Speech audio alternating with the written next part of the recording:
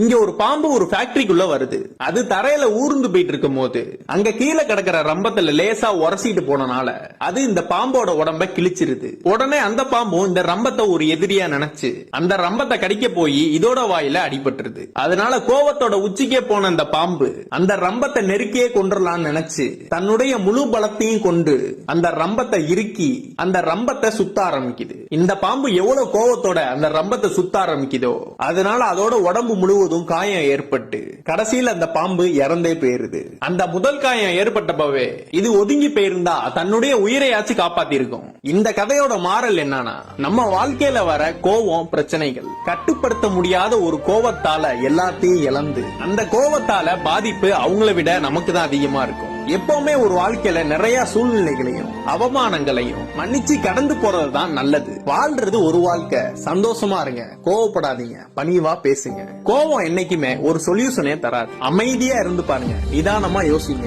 உங்க வாழ்க்கையும் நல்லா இருக்கும்.